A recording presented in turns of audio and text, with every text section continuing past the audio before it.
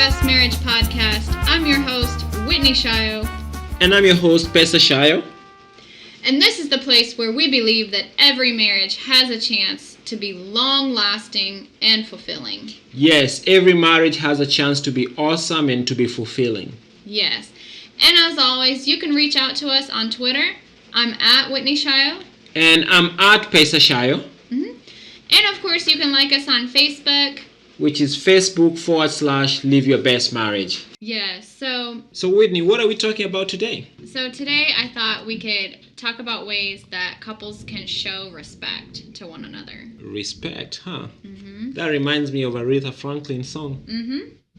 You want to sing it for us? No. Okay.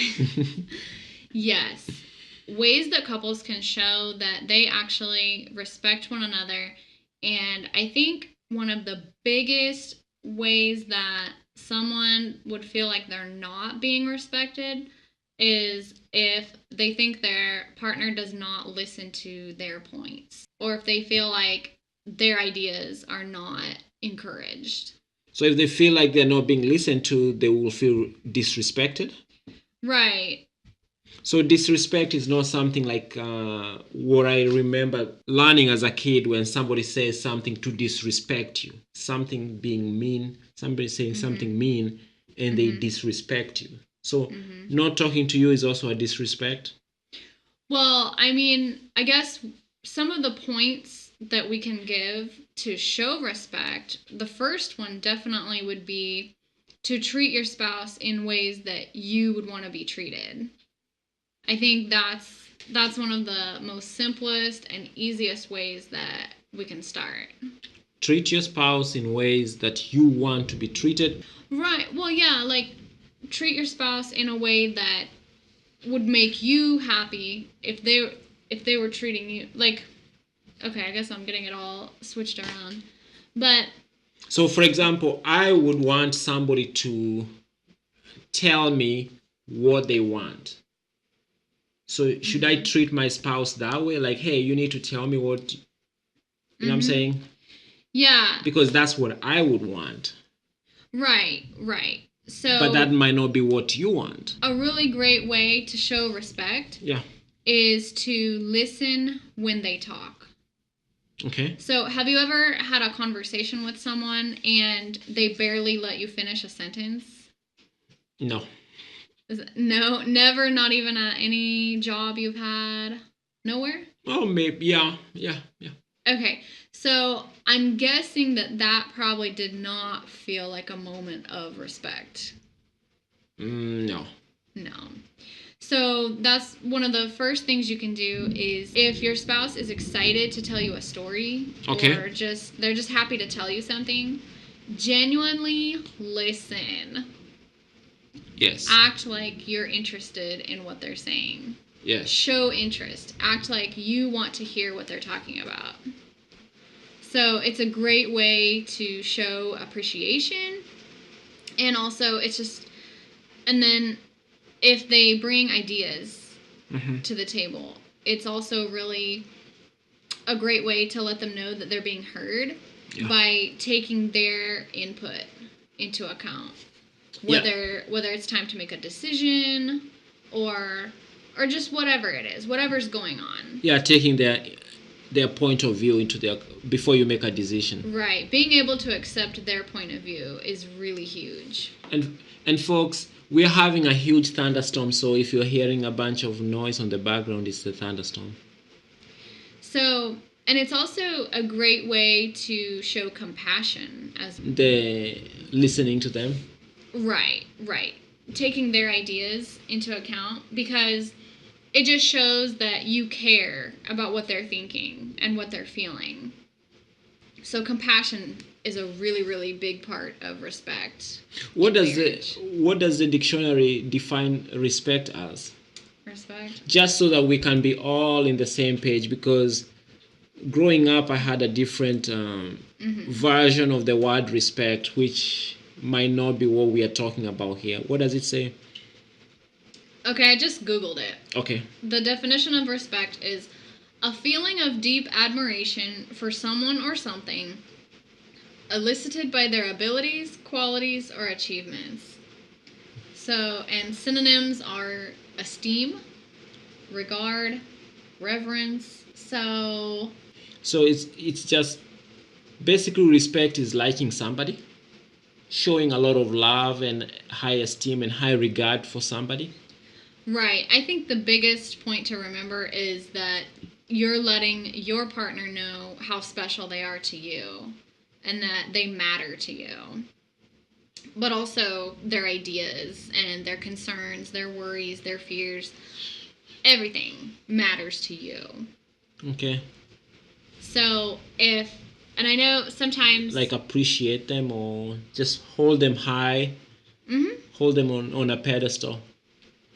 On a pedestal.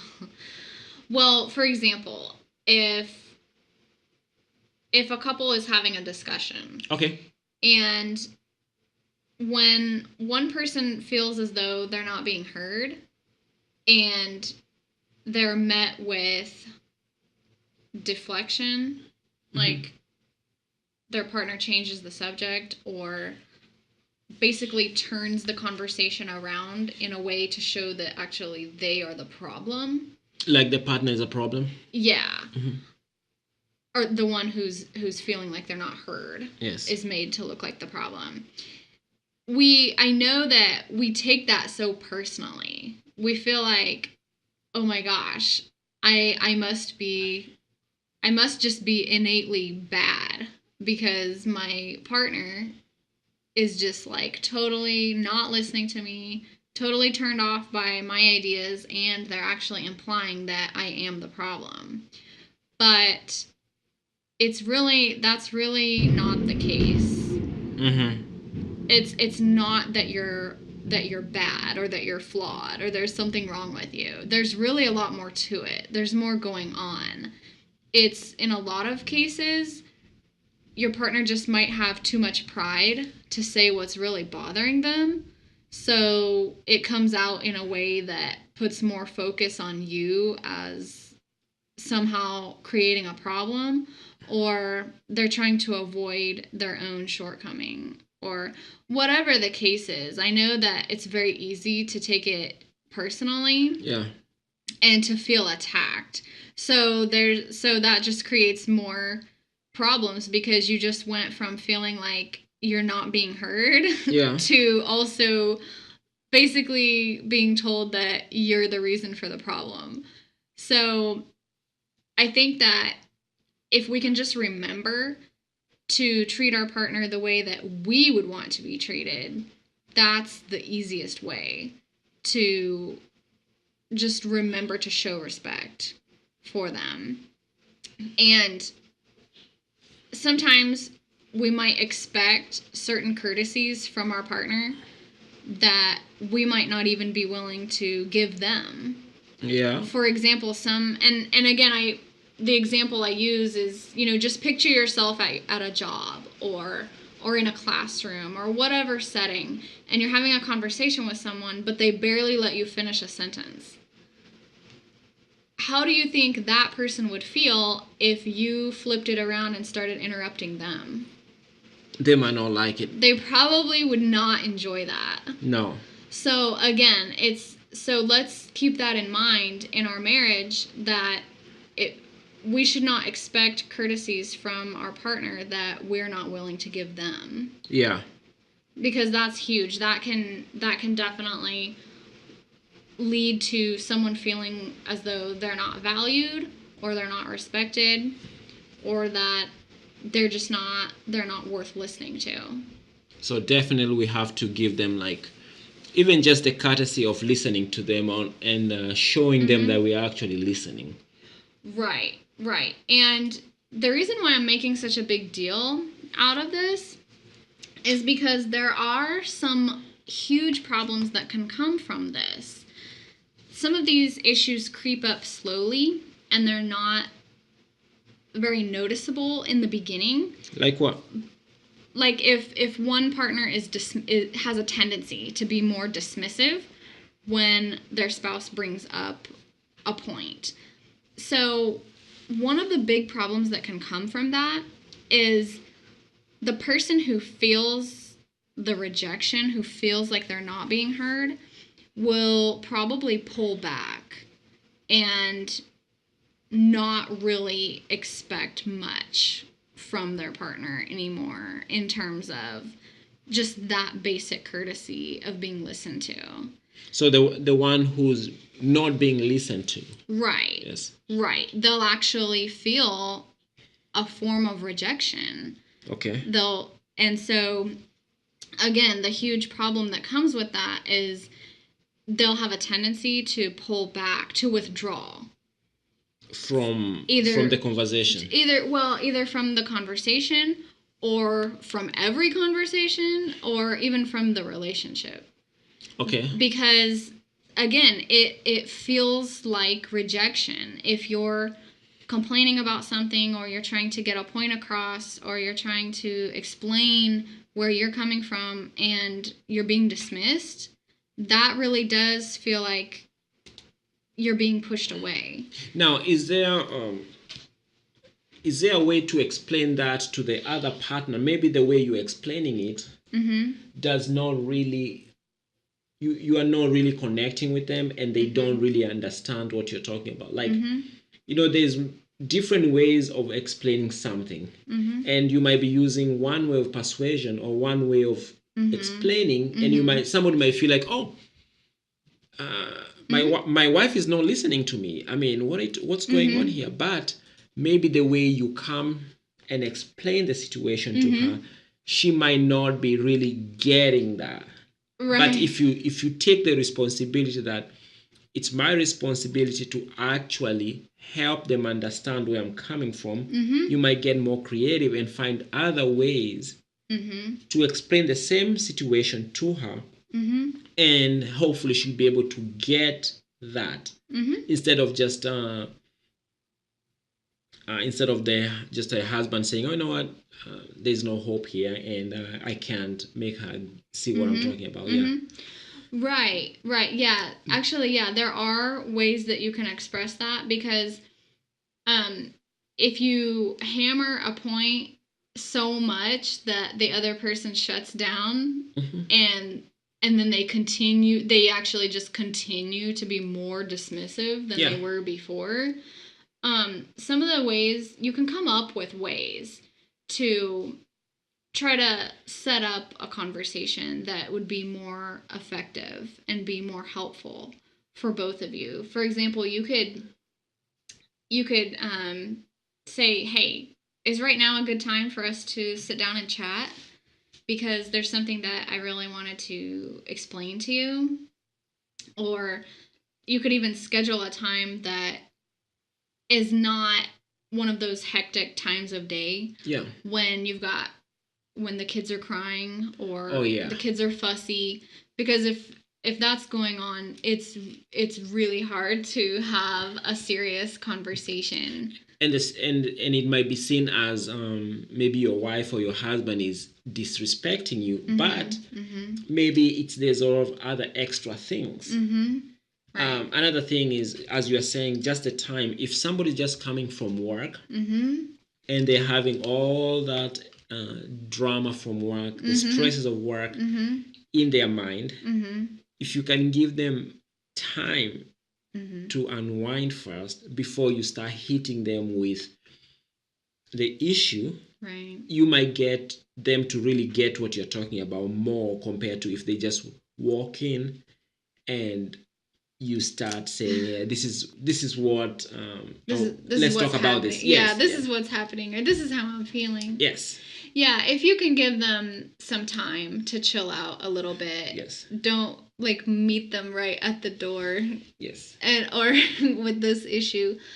Or and like I said, if other things are going on, if you're busy trying to give the kids their bath time, or just whatever is going on, try to set up an environment that's easy to talk about the issue that you're having, so that you don't have the frustration of all of the distractions making you making them turn away. Yeah. Again, it's just one more thing that makes them turn away because it's a distraction, and then it's one more thing that makes you feel like you're not being listened to. Yes. So anger can really come up very quickly. Quickly, yes. That can turn into a shouting match. Oh yeah. And again, the reason why we are coming up with all these scenarios is to show that before you go to the point of saying, oh, she's disrespecting me, oh, my wife is disrespecting me, what have you done to make sure that she's actually getting what you're trying to say? Mm-hmm. It might be you calling her at work Mm-hmm. at the busiest time of the day, and you are trying to talk to her about this crazy thing that happened at home. Mm-hmm. Might not be the best time for that conversation, and you might end up getting another rejection. Mm-hmm. And feeling like she's not really hearing you. Mm-hmm. But the same conversation done maybe in a restaurant or a park or somewhere where you guys are not having a lot of extra distraction, you can actually elicit the same benefits, and she can actually hear you. Mm-hmm. So before, don't be quick to say that they are not hearing you or they are disrespecting you. Find ways that you can make it more creative for them to actually hear your message first. Right. Yes. Right. And so once you actually do get a chance to sit down and have the conversation, one of the things you can try is, as you're explaining the way you feel, you can stop periodically and just ask your partner, hey, did you, what are you getting from this? And have them repeat back to you what you're explaining. Yeah. And it's just a way, it's not meant to be an insulting way to try to find out whether or not they're listening. You're not trying to get them to repeat back to you word for word. Verbatim. Yeah, verbatim, just to make sure they're actually paying attention. No, the goal is to try to find out if they're actually receiving the information. Yeah. And they're actually understanding where you're coming from. Yes. So, and then that's a great way for you to know if you are communicating effectively. Yes. To them, because everyone can talk. Everyone is great at talking, but not everyone is great at listening. Oh, yeah. And if this is a conflict that has gone on for some time, then it can be difficult to have these conversations without them escalating. Escalating. Yeah, just to one more argument. Yeah. I mean, I totally, we totally know how that feels. And so, but if you're able to, pause and say, hey, did you hear, like, did you get that? Like, would you mind just telling me what you're getting from this? Or would you mind telling me what I'm saying? I know it sounds weird. It sounds like you're trying to keep track of, their performance, their listening performance, but really it's just a way to make sure that they're understanding you. Yeah. So it's because, and also that can be a good technique to try to avoid having them become defensive. Oh yeah. Because again, it's very easy sometimes for things to escalate. To a point where we are already saying, oh, they're disrespecting me, or they don't like me, they don't love me, or this is happening all the time. Mm-hmm. Yes, it might be happening all the time because we are repeating the same thing over and over and over. Mm-hmm. Yes, right. And not changing our approach. Right. Yes. And staying on the exact topic is another really great way to make these points that you're trying to make. Just stay on that specific subject. But you can change the approach on how you can still, you're staying on this exact topic, but you're changing the wording on how you're saying it. Right. And at the same time, the more you are together for a long time, the more baggage you bring. Right. Yes. So we might be talking about something right now, but you don't know what it's triggering to the other person. So we might be talking about something, and that conversation actually brings another conversation, or maybe 5 conversations, which I can start generalizing and saying, you know what, that's all she does. That's, I mean, I can never get her to listen to me. Right. But at the moment, I'm not listening. I'm not really listening to what's going on in this conversation, the words that are coming from my mouth and the words that are coming from her mouth. Everything is colored by what happened in previous in years. previous situations. Yeah. And I can actually overblow it and make it like, and I'm sure in psychology there's a name for this, but I can actually make it a bigger deal. Right. So we should not just assume that our partner doesn't want to hear what we have to say. Yes. We should not just assume, just because something happened several years ago, that they'll do the same thing today. Yeah, or several weeks ago. Yeah. Yes. So because the longer you stay together, the more history there is to go over. Yes. Somebody walks by and you know how it's gonna end. Yeah. Yeah. So. But yeah, definitely, if you are experiencing those issues where, if you try to have these conversations and your partner's response is, just leaves you feeling like your point either doesn't matter, or you're being dismissed, or you just feel like you're being abandoned, there are things you can do to try to communicate these things effectively. Yes. And get these issues resolved. So is that going to be more of a compassionate? You're trying to be more compassionate to your spouse, or you're just learning better communication skills?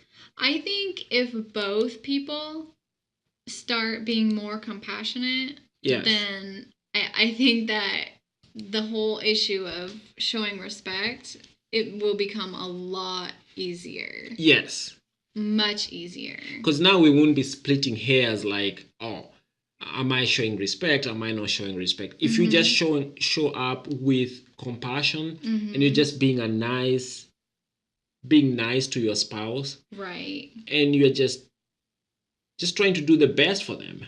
Right. Because it makes it easier. Yeah, once you bring compassion into it, it's a constant reminder that you guys are friends. Yes. So that's just a really great, and I mean, friends respect each other. Yes. So that's a really great way to sustain this kind of attitude. Yes. Of making sure that we listen to the other person, because we actually value what they have to say and their ideas, and we look forward to hearing it. Oh yeah. So there's a huge difference between looking forward to what they have to say and being defensive and not and thinking it'll escalate into an argument. Oh There's yeah. a huge difference. Oh yeah. So it seems like just to make it easy for us to respect our spouse or respect anybody, is just have that love and just have that love and compassion. And there's another podcast that you had read a verse where you had talked about love. Can you read that again for us? Oh, are you talking about the Bible verse? Yes, that one that says like love is patient, love is enduring. Yes, the Bible verse about love. Yeah. In 1 Corinthians 13:4-8 says, "Love is patient, love is kind. It does not envy, it does not boast, it is not proud, it does not dishonor others, it is not self-seeking, it is not easily angered, it keeps no record of wrongs. Love does not delight in evil, but rejoices with the truth. It always protects, always trusts, always hopes, and always perseveres." So I really love that. I really love that verse. Yes. Because I think if you just get the gist of that verse, Mm-hmm. this most of what we are talking about in this podcast wouldn't really be needed. Mm-hmm. Because Right. Right. because if you that is the foundation. If you get that foundation of love, what Mm-hmm. really love is, and we most of the time we actually fall short of that Mm-hmm. because it feels like it's like such a high Mm-hmm. threshold that we have to jump through. Right. But if we get that, most of these conversations won't even be needed because everything will fall in place. Right. And because we're all human, and so when we're treated in a way that does not feel good to us, then we have a tendency to react in that same way that we were treated. Yeah. And we do that to our partner. Yeah. But what I do Like love, revenge. Yes. You just well, yeah, I mean you just lose the enthusiasm though to you feel like you're going out of your way to be nice. Yes. But what I do love about this verse is it's a reminder that in order to break that cycle or to just not get into that cycle, just to go ahead and love them anyway. Yeah. So, and again, I mean, you can do small things to show respect. You can like the things they like, or at least show interest in the things that they like. Remember things that are important to them. If you're not a sports person, but they are, you can just randomly ask. So, how's the score going between such and such, or whatever? You know. I obviously don't know, but I can show interest. I can show him that I care about it. I care enough to ask him about it. And there was a lady who gave a speech about that. She was, I guess she has a cosmetics business, but her husband likes to hunt. And she was talking about how she can't stand hunting. She can't stand that whole process of going out hunting. But to show interest and to show that she likes what he loves, she went out hunting with him because I guess for some reason he really wanted her to go. Yes, so she knew hunting really mattered to him. Him and their son. Right. Yes. So as gross as she thought it was, she went anyway. Yeah. And they ended up, I guess they went deer hunting together. Yes. So those are really just great ways to show that you care. Just show even just a little bit of interest in the things that your partner likes. So again, going back to just breaking that cycle of reacting in negative ways, reacting in the ways that we were treated first, a good reminder is just to not keep track of the wrongdoings. And I know it's so much easier said than done, but but I guess it could be easy depending on the attitude that we keep. So. Yes. Yes, it could be easy. It all depends on the attitude that you take to the situation. Yeah. Right. So, folks, thanks so much. Once again, if you want to reach out to us, you can find us on Twitter. I'm at Whitney Shio. And I'm at Pesa Shio. And also on Facebook, we are Facebook.com/Live Your Best Marriage. So until next time, God bless and take care.